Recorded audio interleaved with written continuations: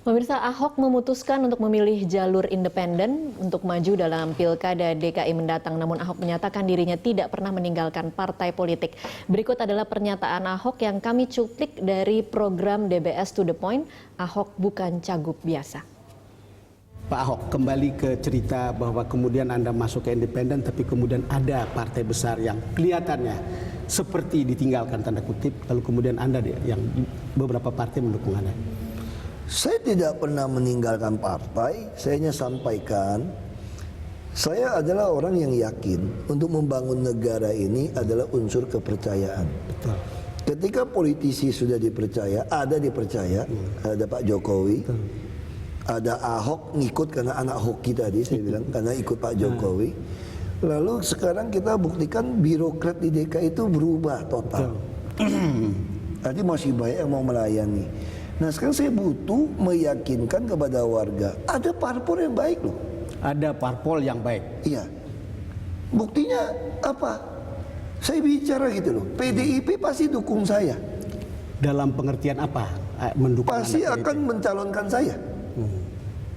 Saya hubungan baik dengan Bu Mega kok. Betul. Tapi kelompok anak-anak muda teman Ahok ini kan belum percaya sama parpol.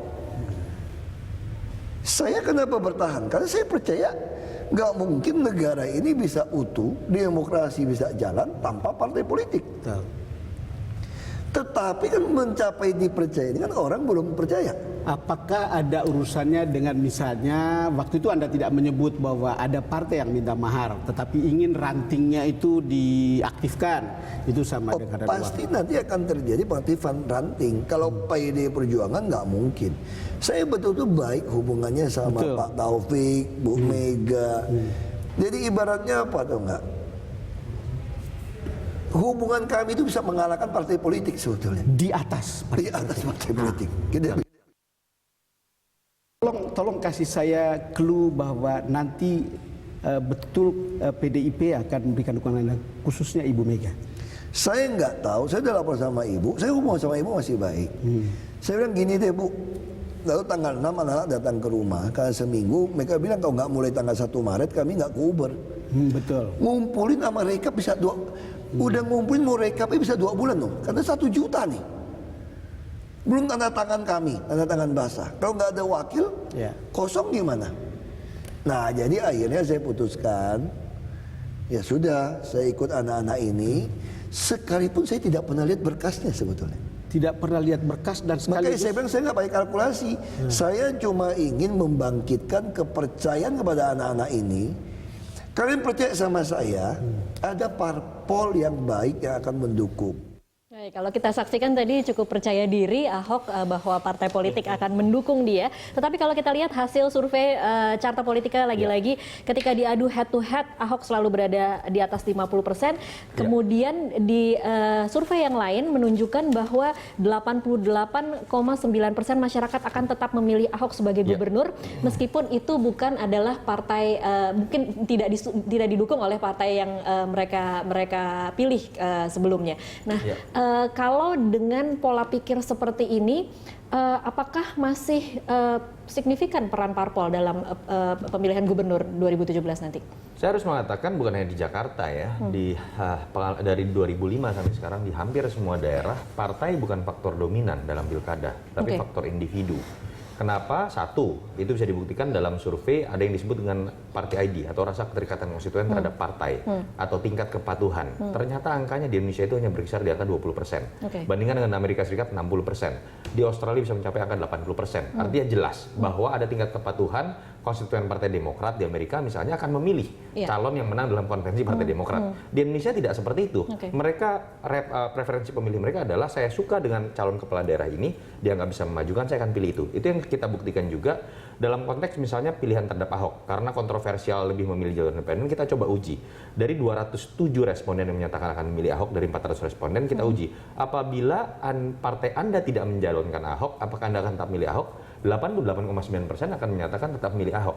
Artinya peran partai secara elektoral harus diakui tidak sepenting faktor figur. Tetapi saya melihat secara taktis Ahok tetap menjaga hubungan dengan partai karena biar bagaimanapun resiko dari verifikasi yang akan dilakukan melalui jalur independen itu tidak mudah. Tadi saya sudah katakan Bung Faisal Basri luar biasa mengalami kesulitan termasuk di berbagai daerah. Dan kita kan tahu juga ada jeda waktu sebulan antara pencalonan jalur independen dengan jalur parpol. Ya. Katakanlah saya ingin berspekulasi apabila Ahok ternyata tidak lolos melalui jalur independen, dia masih punya waktu untuk mendapatkan dukungan melalui jalur partai. Sehingga sampai detik ini saya belum pernah mendengar sekalipun kalimat dari Ahok, saya sudah menutup jalur untuk memilih jalur partai.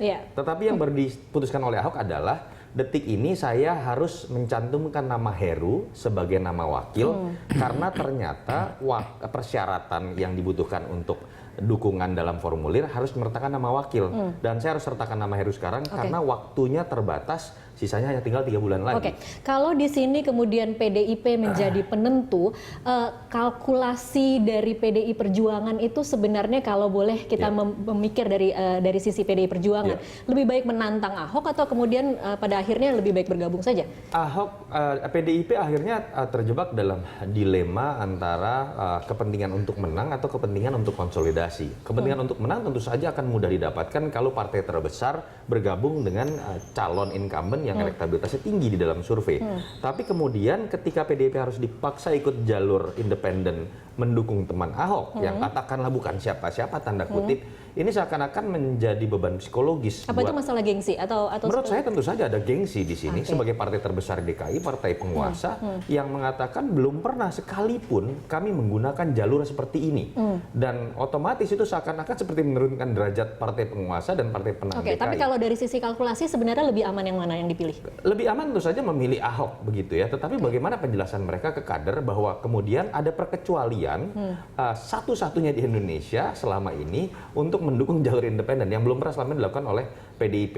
Atau mereka kemudian memilih untuk menggunakan jalur partai tanpa Ahok dan melawan Ahok. Tetapi memang kalau dilihat dari hasil survei terus terang belum ada satu nama pun yang cukup mumpuni kecuali Risma yang mungkin potensial untuk diangkat. Di luar gengsi apa sih resiko terburuk yang dipilih oleh PDI ketika kemudian akhirnya memutuskan misalnya mendukung Ahok?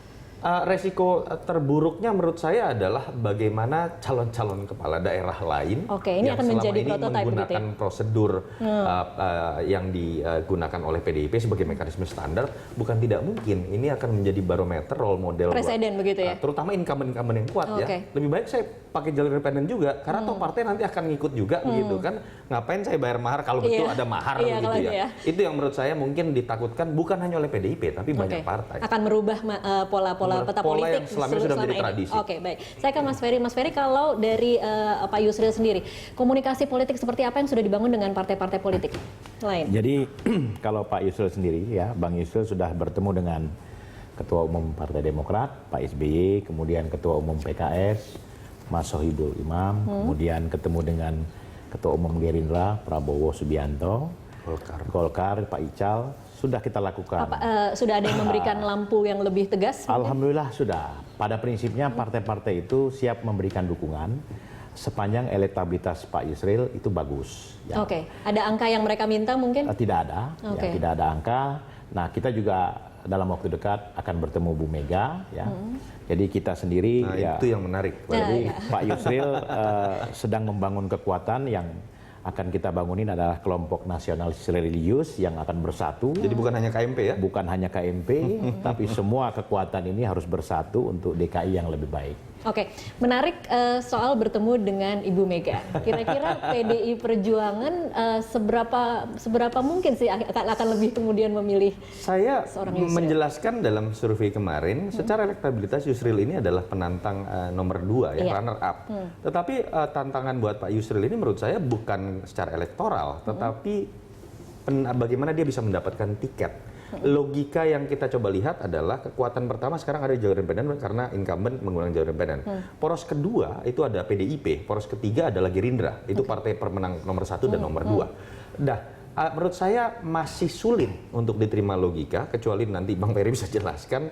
PDIP misalnya akan melawan Ahok, tetapi kemudian tidak mendukung kadernya dan melepaskan tiketnya secara gratis untuk Yusril. Oke, Apa jadi- keuntungan secara elektoral yang bisa didapatkan oleh partai? Kalau dia pilih Risma misalnya atau kadernya sendiri, andai kata pun kalah melawan Ahok, tetapi ada faktor konsolidasi yang akan didapatkan. Oke, Begitu jadi- pula Gerindra, menurut saya akan Bang Yusril akan mengalami kendala psikologis yang sama. Bagaimana bisa mendapatkan tiket gratis, tetapi kemudian Gerindra harus mengorbankan kadernya dan Oke. memberikan tiket kepada Jadi orang kalau lain. menurut Anda mungkin peluru terakhir yang akan digunakan PDI Perjuangan ketika harus memilih melawan Ahok adalah kemudian memerintahkan Risma untuk tetap ikut dalam pemilihan Risma atau gubernur kader 2007. lain, kita bisa mendengar nama Ganjar, tetapi kader yang tentunya menurut saya dalam logika yang kita lihat itu akan lebih diutamakan. Oke, Mas Ferry, lagi-lagi saya bertanya, ini elektabilitasnya angkanya terpaut cukup jauh, meskipun kita masih punya waktu 10 bulan, tetapi kira-kira saya ingin tahu strategi macam apa sih yang akan dikerahkan oleh seorang Yusril untuk kemudian bisa sedikit mengimbangi begitu? Jadi sekarang Bang Yusril sudah lakukan tur ke bawah, ke masyarakat, ke kampung-kampung. Jadi sekarang ini sudah banyak deklarasi di tiap kampung-kampung yang mana masyarakat antusias, mereka memfasilitasi untuk mendeklarasikan Pak Yusril.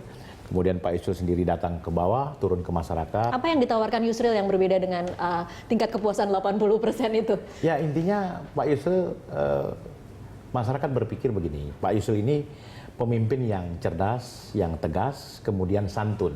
Tidak memaki-maki, tidak memaki-maki, tidak mengutarakan kata-kata kotor, yang memang tidak baik untuk pendidikan masyarakat. Oke. Dan yang jelas Mbak, Santun itu kalau menurut elektabilitas, menurut surveinya Mas Toto ini hanya 0,5% loh ini. Mas Toto ini kan melakukan survei respondennya Tidak terlalu penting artinya menyenangkan, ramah dan hangat Sebentar. itu. Mas Toto hanya mensurvei 400 responden. Oke. Itu tidak mewakili masyarakat Jakarta yang jumlahnya jutaan. Kalau saya itu Dan bisa titiknya- saya itu bisa Oke, bantah oke, secara apa? ilmiah. Apa, Sebentar. bagaimana? Saya harus, Titiknya tapi silakan juga. teruskan dan saya akan bantah secara ilmiah. Jadi titiknya juga di mana Mas Toto melakukan titik dan tingkat klasifikasi Ya. masyarakat seperti apa. Oke. Ya kan? Nah, yang jelas kami kita lihatlah nanti kalau survei ini pemicu kita. Survei ini adalah alat pemicu Bang Yusril dan relawan untuk berlalu bergerak sehingga bisa meningkatkan Oke, elektabilitas. oke, baik. Saya harus Silakan, Mas berbicara Toto, 400. sebagai Direktur Eksekutif Carta Politika dan Iya. Sekjen Perhimpunan Survei Opini Publik yang membawahi 40 lembaga survei. Ini terkait dengan masalah kredibilitas. Iya. Saya pikir saya harus bantah Iya. pernyataan seperti Bagaimana itu. 400 itu Pertama, bisa menurut saya agak dipertanggungjawabkan? lucu ada sebuah ambiguitas. Di satu sisi mengakui elektabilitas Yusril nomor 2, tapi di satu sisi kemudian tidak ingin mengakui ketika ada variabel yang tidak menguntungkan Bang Yusril. Itu nomor Tadi kan satu. beliau mengatakan Sebentar, 20%. Mas Toto dulu, Mas Toto dulu. Silakan. Nomor 2, saya pikir kita sudah melihat sejarah dari tahun 2005, sejarah pilkada, pilpres 2004 sampai sekarang, bagaimana setiap quick count survei bisa dipertanggungjawabkan dan bisa diperbandingkan dengan hasil akhir apa yang dikeluarkan oleh KPUD. Masyarakat bisa menilai kredibilitas mana lembaga yang memang pernah melakukan penipuan atau tidak. Dengan segala hormat, kebetulan yang didukung oleh misalnya Partai Bang Yusril dulu malah kemudian dimenangkan oleh quick count yang akhirnya terbukti ketika dicek itu melakukan kebohongan. Iya. Dan itu sudah dikeluarkan dari lembaga kami. Jadi saya pikir itu sebagai fakta empiris yang bisa dinilai oleh masyarakat mana lembaga survei yang bisa bertanggungjawabkan publik atau tidak. Yang ketiga, dalam setiap rilis survei kami selalu menyertakan data-data yang bisa dipertanggungjawabkan dari sisi jumlah responden diperbandingkan dengan data BPS sehingga kemudian kalau orang mengerti secara ilmiah itu bisa dinilai Itu sudah dilakukan? memang ada representasi secara populasi atau tidak. Oke, itu sudah Walaupun dilakukan jumlahnya dengan data 400. Sudah ada dan kami sertakan sesuai dengan apa yang kami presentasikan kemarin dan kami serahkan kepada semua media yang hadir termasuk kami akan bertanggung jawab dan bisa memberikan data apabila ada unsur masyarakat yang meminta karena itulah kode etik dari semua lembaga survei ketika sudah merilis kepada publik Oke. kemudian publik meminta data kita berkewajiban untuk memberikan data. Oke, Mas Ferry akan saya kasih kesempatan nanti Siap. sesudah break kita harus jeda dulu untuk iklan berikut. Pemirsa tetaplah bersama kami.